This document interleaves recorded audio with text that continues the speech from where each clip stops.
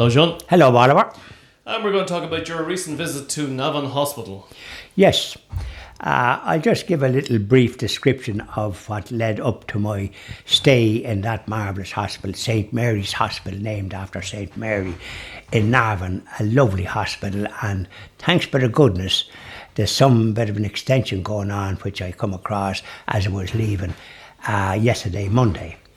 Now, I went for a flu injection last Friday, just gone out the 3rd of October. Maybe it's the 4th or 3rd, I think.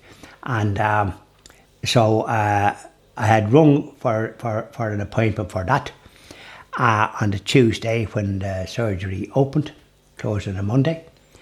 Oh no, it was not closed on a Monday, but I rang on the Tuesday, I think it was, and for an appointment for the flu injection. And the only time available, the nurse was doing this was Friday at about 20 to 1.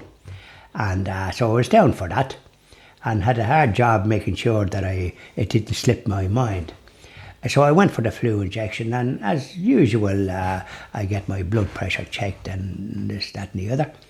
And so she did that before the flu jab.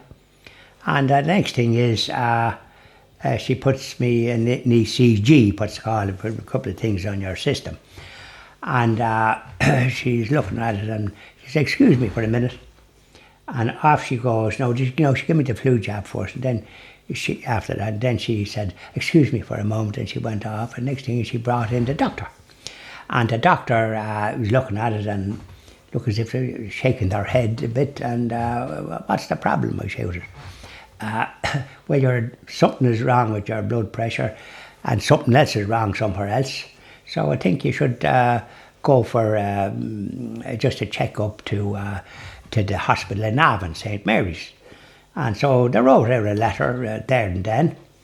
So I went home and had something to eat Friday. Normally have beans on toast. It being a Friday and not a day for to be eating meat if you're a Catholic. So after that, I said, well, I better go up and to Navan. And they didn't say anything about the likelihood I might have to be staying there. So up I went, and in to this accident emergency, which is, there might be two of them, but this particular one is, there was little glass partitions, and there was about maybe 6 or 7 people in each glass partition. So I found a seat for mine, so there wasn't, it wasn't crowded the way some accident emergencies are, this particular one. And I handed the letter that they gave me. Now, they didn't put it in an envelope, so I didn't even look at it. I gave it to the receptionist, and she tells me to take a seat. And I'm not there too long when the people are being looked after pretty sharpish. And a very nice doctor comes to me, an Irish doctor, and he examines me briefly, and he said, "Yeah, you've got this," or what have you. He brought me in then, I think, into the section where that you're put on various things, connected up to various things, and everything is checked. And so that happened. Probably landed there about 2:30, so I think by about 2:45 I was in there. And so whatever it was, I was told that I'd have to be staying there for further examinations. So they were very thorough, and I, even at the stage where I was, and I was on lying down with these things sticking out of me, these things not sticking out, just more or less put on to sort of check monitors and that, and they were being checked, and they were very efficient, I have to say. I was very impressed with even the treatment that I got there. So then by 6 o'clock or thereabouts, they said, "Well, you're going to be staying there and you'll be going down to the cardiac unit." Well, by goodness, I thought to myself, things must be fairly stiff. So Then I'm carted down on the thing that I'm lying on. A lad then comes and I'm chauffeured down there, and he is what I call a great driver for these things because he goes around corners. And so I wound up in the cardiac, and I'm transferred into a bed in there in the cardiac, and the nurses are over there. In their place, there's two of them, usually the chief nurse and then another one. And so they come out then when I'm put into this, and they're one of them is asking questions about this, that and the other about myself.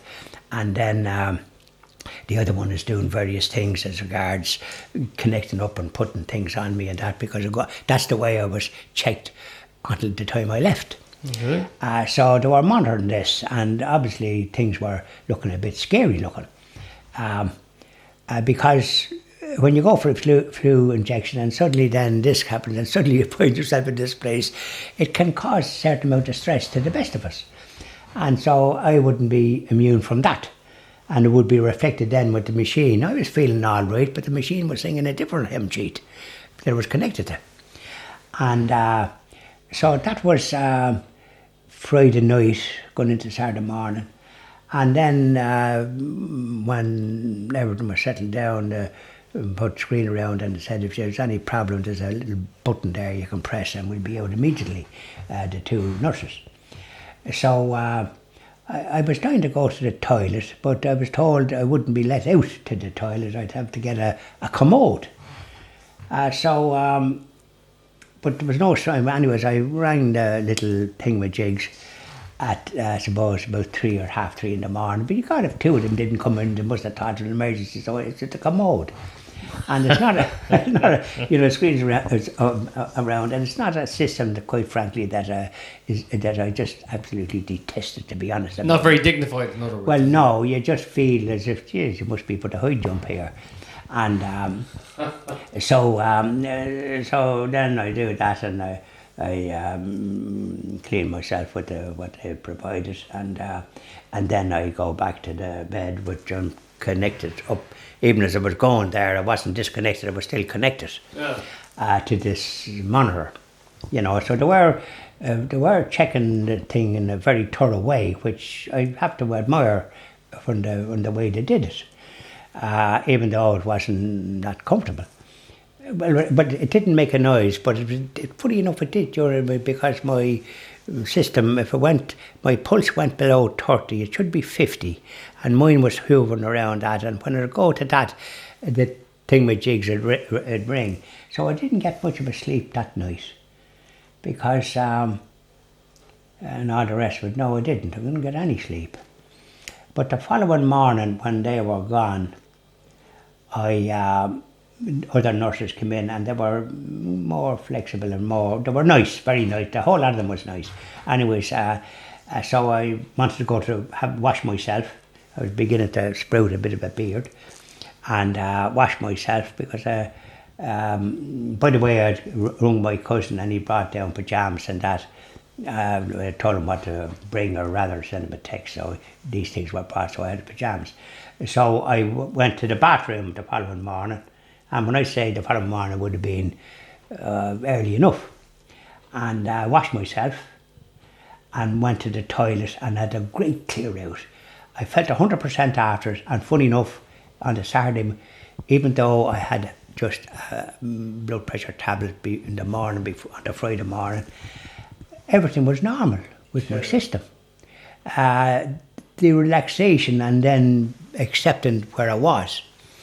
And so it was so good that they gave me a little tab that I normally take for to thin the blood, and it's a kind of a small little thing, but it does that, and it's also useful for to prevent a stroke. So that's all I got. They didn't give me the blood pressure tablet. And when I inquired later on, I forget to do it. It turned out the nurse said,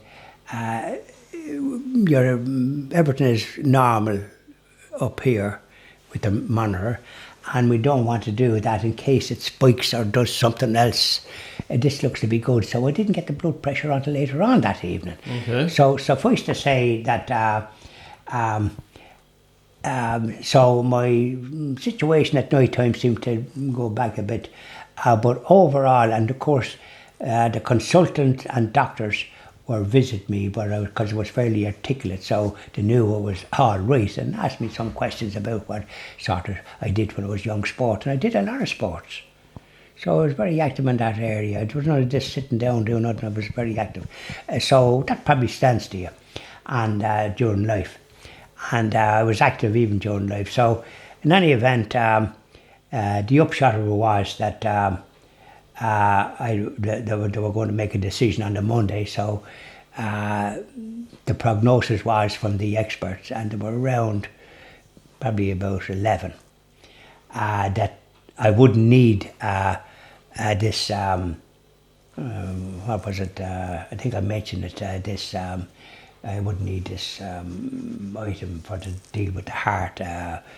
Geez, I can't think of the name of it now, just off the top of my head immediately. And anyway, so I would need that, but not to be cutting grass, because I had described that as something that I wasn't that keen on. My wife used to be very fond of the garden, but it's a biggish, and flowers here, there and yonder, and so this business of having to look after that and then keep your house clean and all the rest of it and keep things right, it's a time-consuming affair. And so I said, keep away from the garden now and for the time being. Well, see, the thing about it is, when you're doing something that you don't want to do, that will send your blood pressure up because it causes you stress. Well, that's true. That's true. Well, it's just that it's you could spend the whole time out there because there's so much to do. Cutting the grass is one part of it, but thorns comes out here, there and yonder. So there was one day there in the past couple of weeks that I filled 5 barrels with things that I clipped. Yeah. That were kind of sticking out, and various other chores. There's that kind of thing to be done to just keep the thing right. And then pull up weeds here and there, because weeds will grow out of yourself nearly, because they always find a way. They find a way, and they'll go through concrete. But I mean, anyway, they said keep away from that now for the time being. And I said I certainly will, and described the events that I'm describing to you. So they were fairly knowledgeable about my situation and all the rest of it. My wife loved this, but I said I'm afraid I wouldn't be. I like to just trick her out a small bit. Yeah. And have a few flowers, but don't give me a bloody big place that I have to give you a headache. Yes, and getting somebody to do it and do it the way that you would expect them to do it, the way you do it yourself, it's not so easy. It's not, no. They don't do the thing with the same whatever it is, no matter what you say to them. Anyways, I'll be trying to organise something in that area. So suffice to say that I was very impressed with the staff, the doctors who are protecting life in Navan and doing a great job in my opinion. And some of them from other jurisdictions, but perfectly great. And the nurses, second to none. I just have to congratulate them, and the precautions that we need to take with this COVID, which I was inclined to not take to that much. I had to revise my opinion. All the staff were wearing masks now, not a visor, but a mask. And as a matter of fact, they gave me some. And it advised me to wear it when I'm out or going in some places, which I wasn't doing. I thought maybe I got a bit of immunity, but they did make that suggestion, so I'm following it. So while I might have said whatever I said before, I think the COVID, the business of the whole country knocked down is not advisable. There must be pockets where it can be isolated and dealt with. So I learned a lot from my visit and very much appreciate what nurses and doctors do in St Mary's Hospital in Navan. They have to be congratulated, and I want to lay it on record that I congratulate them and very much appreciated the marvellous help and service that they provided to me and the attention. And also, of course, thank the catering staff that had me fed nicely, and I certainly polished off my dinners. They were just very nice, and I congratulated them. I wanted to give them a present for the boy, a box of chocolates and that, but they wouldn't take it, and the nurses wouldn't take it either. So they do their duty, and they're often unsung, but by goodness, John Malone is praising them down to the up to the hills. Thank you very much, John. Thank you very much, Oliver. I hope